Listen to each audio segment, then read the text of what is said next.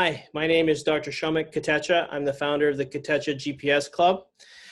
Now, normally we do clinical webinars, but we're in uncharted waters here in Canada in the dental profession. So most of us are not doing a lot of clinical work right now. So we've been working on other parts of our business, marketing, legal issues, employment law. So I thought I'd bring in today two professionals in their respective fields. I'm going to introduce you to Natalia Decius, the founder of Vitamin D Marketing, which is a marketing firm helping healthcare practitioners for many years, and Paul Martin, who's a lawyer at Wilton Martin Law Firm. It's a law firm that represents dentists and other businesses. So welcome to you both. Thank you for joining us today. We are in very uncharted waters, and a lot of us as dentists have a few questions. And now I'm going to make a disclaimer here. This is not legal advice. This is for discussion purposes only. If you do require true legal advice, please contact your lawyer. We will have our contact information at the end of this video, and we will answer questions, probably on a part 2. But at this point, it's important to note that this is just for discussion purposes only. So I'm going to go into it right away because we got lots to cover today. I'm going to start with marketing. Marketing is... right now, many of us are doing cash flow projections and trying to cut costs that we don't think are necessary. Some may think marketing is necessary. Some may think it's unnecessary. I do think it's necessary. So I have a few questions that I think a lot of us have on what do we do during this time? Because, I've noticed in the last 2 or 3 weeks that I've got emails and stuff from many different companies that I've done business with recently, or even as far as 10 years ago. I've learned the names of the CEOs of many of the companies that I buy stuff from that I didn't know. So, Natalia, I'm going to go right into this. In terms of marketing, marketing varies from, it's a very broad range, right? You can market internally, externally, social media. It's a barrage of things. So during this time, what do you think dentists should do in terms of marketing to their patients? Yep. It's a great question. So there's a lot of things that dentists should and shouldn't do right now to kind of save money, but at the same time, stay in front of their patient file and stay in front of community. So maybe the shouldn't do part is a little bit shorter. So I'll touch base on that first, and then we'll get into some things that you certainly should consider doing right now.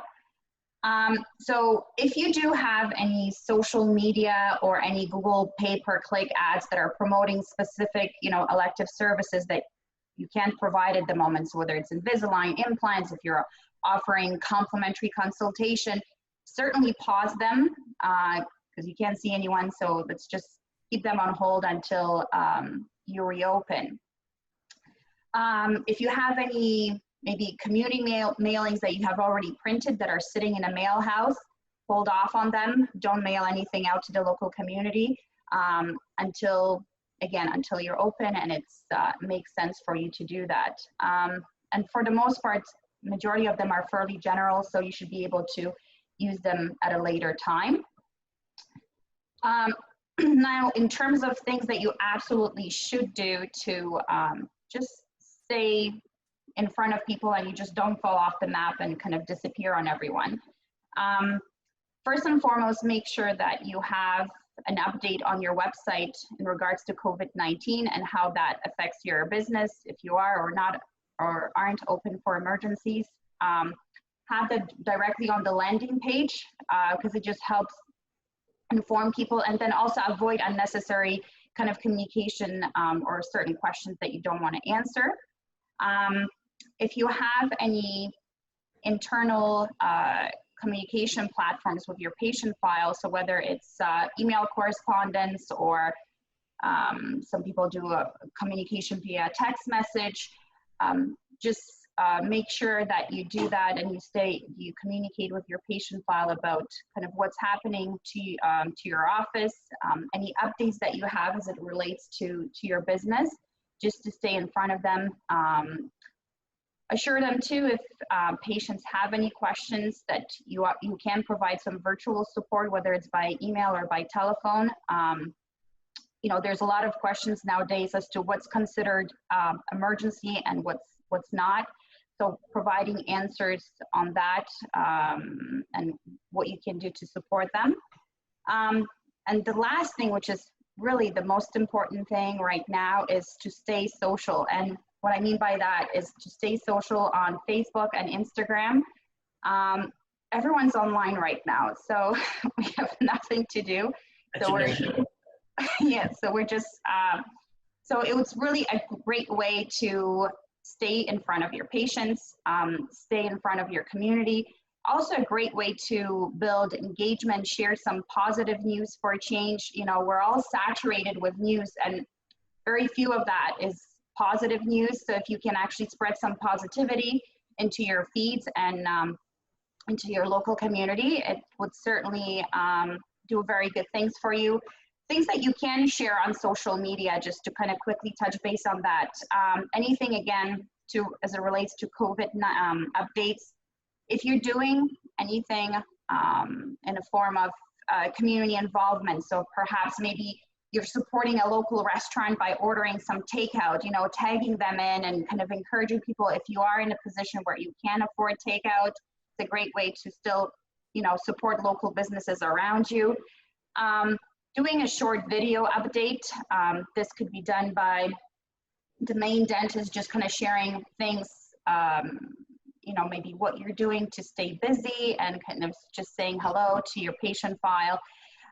If you have a hygienist that's fairly outgoing and feels comfortable in front of camera, maybe she can share some best tips about kind of hygiene care at home to make sure that you're maintaining your best smile while you're at home, since you can't have regular cleanings right now. Anything just light information about how you're staying busy at home. So whether you're going for walks, you're taking, you know, trying out new recipes or reading a book, people can connect to those types of stories. Human. Exactly. And I know there's a lot of challenges, social challenges right now, like the 10 push-up challenge. I know, Dr. Kotecha, you've done one of them. And still hurt. There you go. It's a great way to, you know, kind of encourage people to stay active, stay positive, tag other people. The people are likely to share your videos, and organically you're gaining a lot of reach that you normally would have to pay for. So it's just a great way to build some engagement around you. And then obviously we know that this is not going to last forever. At some point we are going to reopen, and as news kind of start coming in, sharing kind of what that's going to look like, if there's going to be certain protocols or restrictions put in place, making sure that we share them clearly and answer any questions or concerns that people in the local community around us may have. Mm-hmm. Yeah, so I think those are certainly the most important things. Those are the things that even if you have somebody like, you know, myself or anyone else that is in the marketing space that helps you do them, they're not expensive things to do, and it just kind of helps you stay in front of people. I'd agree. And, you know, just a side note, I told Natalia this at an earlier point in time, I forwarded a post that I meant to post on my own personal Facebook page, and I by accident put it on my office page. And it was just a meme about how life is. I don't know who wrote it. It was about how Rome is empty, Paris isn't romantic, whatever it was. And the normal organic reach for me on some of my posts, I'll see like 150 people reached or 450 people reached. But because it was something that people identified with, it was like almost 3,000 people reached from a single post where it was by accident. It wasn't even like I meant to do it. So yeah, I think keeping in touch with your patient base is a smart thing, especially in the world of a lot of fake news. Maybe you can be the source of some positive news and maybe even the stuff that you think is true. Yeah. But it's important. I agree with you. So thank you for that insight. I think that it'll help a lot of dentists going forward.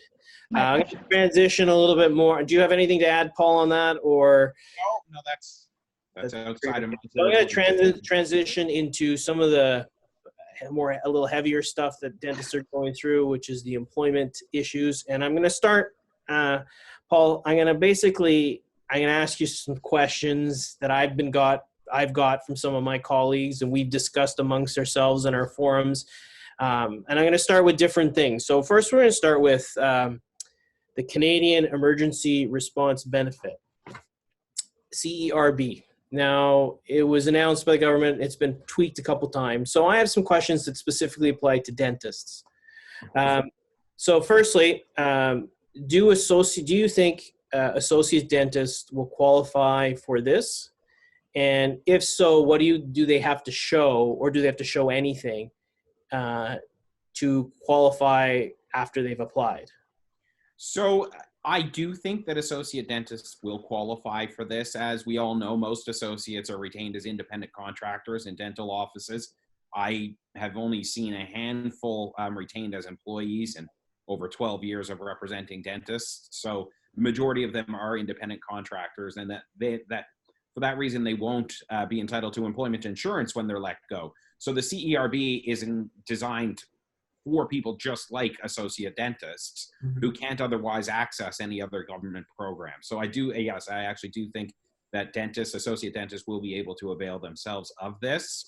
As most people probably know, it provides for $500 per week up to a maximum of, I think it's 16 weeks. So ultimately about $2,000 per month. Yeah. And does it, one of my associates is incorporated. Does it affect, if they're incorporated, does that affect them? Do they apply the same way? I don't think it's going to affect them.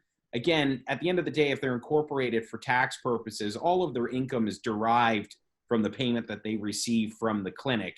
And for all intents and purposes, they're still true independent contractors. So long as the income of that corporation, the DPC, goes down to zero, I still think that they'll be entitled to the CERB, yes. Now, on the same thing, me as a practice owner, do practice owners qualify for the CERB, or what is your thought on that? Does it differ if I'm paid in terms as an employee of my corporation, or if I'm paying myself only in dividends? So certainly if you're paying yourself only in dividends, you will not be entitled to the CERB. That's not what it's designed for. It's a little less clear as to whether or not dentists who also have themselves on payroll will be entitled to this. It's arguable that they will if their income goes down to zero, but ultimately I don't really think that's what this is designed for. As a business, you will still at some point have receivables coming in. And if you don't pay yourself a salary simply so that you can avail yourself of the CERB, that to me almost seems like an abuse of the system. So again, I mean, you're ultimately allowed to apply for it to see if you'll get it. But if you are, like I said, creating a situation, manufacturing a situation where you're not paying yourself a salary so that you can get it, I expect that you may be penalized for that somewhere down the road.